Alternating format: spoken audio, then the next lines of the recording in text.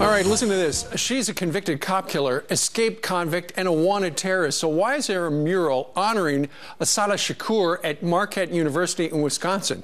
Professor John McAdams broke the story. He was a professor at Marquette until he got suspended last fall for challenging political correctness on campus. He talked about that then, and he joins us live now.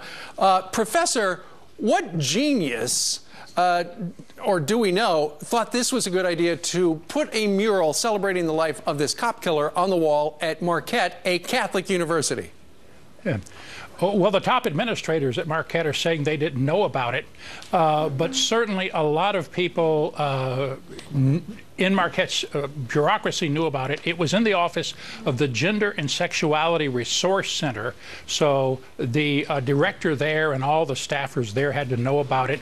It was on the 4th floor of the Marquette Union where Student Affairs is, so the staffers in Student Affairs, students who were members of student organizations who would go up there to the 4th floor had to know about it. But the approval had at least to come from the woman who's the director of the Center for Gender and Sexuality. I just don't get where anybody would think that it would be a great idea to celebrate a cop killer. I just don't get it. Well, there tends to be a cult around people like this.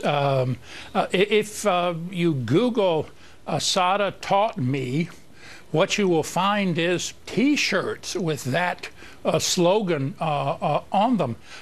Sometimes there's just a funny cult around these radicals. Mumia Abu-Jamal is another cop killer who has kind of a cult, a supportive cult around him. So yeah, in the politically correct precincts of academia, there are some people who think these folks are heroes. Sure. Marquette says they're going to take it down. They didn't know about it, blah, blah, blah, stuff like that. Do you buy it?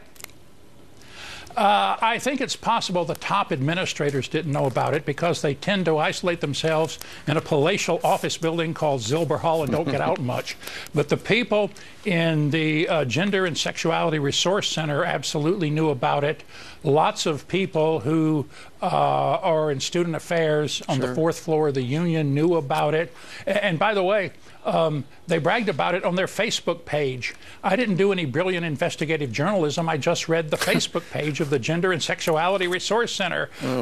So a lot of people knew about it, and it's amazing that nobody had any objection to it or made a stink about it until I happened to run across it. Let's see if anybody gets into hot water over this. It's disgraceful.